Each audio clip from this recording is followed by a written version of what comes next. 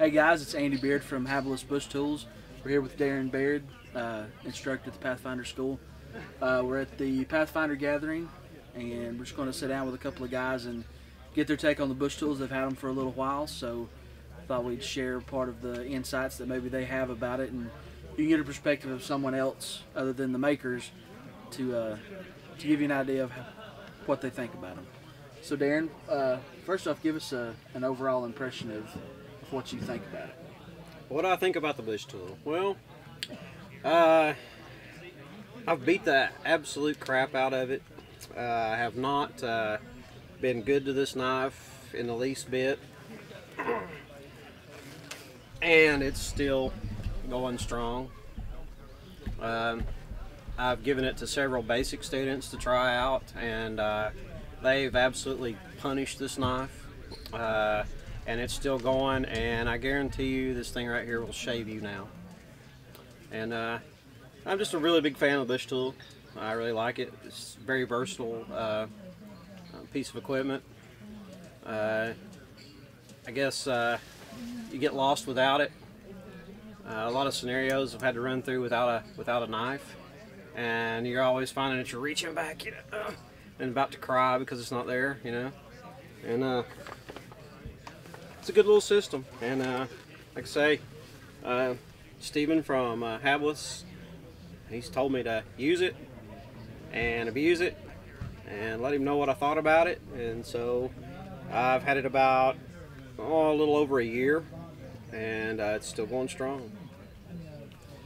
So is there anything about the bush tool that maybe you would like to point out to someone that's maybe doesn't know anything about us, or any features you'd like to talk about? There's a lot of things. It's one of those knives that you just keep coming up with uses for. Jeremy Janey, I remember talking to Andy one time. He was using it actually as a spatula. He's using the flat edge as a spatula, and I found a lot of uses for the notch, especially like clearing briar and things off cane, or off of blackberry canes, or green briar for cordage. You can just kind of put the cordage, or the cordage that you're making in there, and just strip it out. It's got a back bevel on it. I don't know what the degree that is, but it's got a little slight bevel on the back where you can actually choke up on the blade and use it as a scraper. It saves your edge, and it's just an overall good knife. It does have a divot for a bow drill, and I don't know if you can see that in there or not, but it has been used a few times. It goes all the way to the metal, so you're not going to have to worry about, you know, it ever wearing out. And one thing about the bow drill divot that I'd like to point out is, you know, people think it's a gimmicky thing, or something that's just not necessary. We're not ever intending this to be a full-on, your primary bearing block. This is an emergency thing. You've got, you know, 3 minutes before the sun goes down, before you can get your fire started or whatever. That it's an emergency type thing. It's not something that you're going to depend on regularly to perform as a bearing block. I depend on it a lot. I mean, I've used it a lot. Put a little bit of sassafras in there, a little leaf, just to give it a little bit of lubricant. Helps out a lot. And I don't really know how long it's going to last, you know, if I'm ever going to wear it out or not, but I'm going to try to. I'm going to try to wear it out. And that brings up a good thing. All of our knives are covered by a lifetime warranty. You know, we don't want anybody to abuse it or go out there and intentionally try to break it or anything. But if under normal use anything goes wrong with your knife, we will take care of it, fix it if we can, and if not, replace it. This is just my rig. A lot of people have seen it on YouTube already.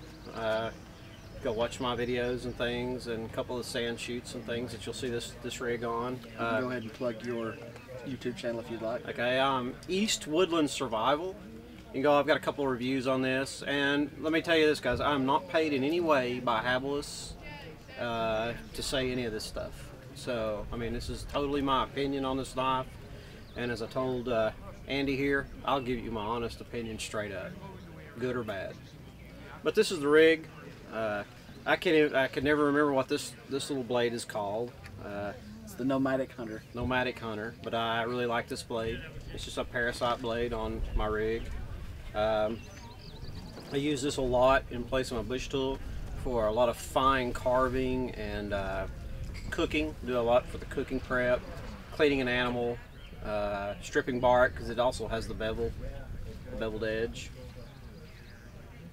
And I like this little parasite blade. But yeah, that's the rig there. It's got several different ways you can mount it to your belt. You can mount it sideways like this, side slung. Mount it side like this. It even has this part where you can use it as a dangler, or it'll mount traditionally. And it's what is that by? JRE Sheath? That is correct. JRE Industries makes all of our leather sheaths at this time. And the great thing is this, I would say, would cost you just a sheath probably $100 to have JRE do this. And so you're getting the Bushtool. What are they selling for? $199. $199. So really, you know, if you think about it, you're getting the Bushtool for $99 and about a $100 sheath. But I've tried to break this knife because I always said if I'm going to put something, if I'm going to have something that's going to put my life on the line, it better withstand everyday use when I'm not having to worry about having something on, you know, my life on the line. And like I say, this knife has never been oiled. It's had the absolute crap beat out of it and still going strong. Anything else there, Mr. Andy? I think that's pretty much it. Glad you could take the time out of the day to sit down No problem, and go man. over it with us. We're real proud to be here. Proud to be a part of the Pathfinder system. So if you have any other questions, just check us out at havelessbushtools.com. We are on Facebook. And don't forget East Woodland Survival. East Woodland Survival on YouTube. Another thing, guys, you can go to my East Woodland Survival channel, and I've got a couple of knife reviews on there with this Bushtool. You can actually see this thing going through a piece of seasoned hickory. I batoned it through pretty easy, and you can see how it shaves with a piece of cedar. I've got using a back bevel and just kind of demonstrating and run it through a quick ringer on there as a review. Thanks for joining us, guys.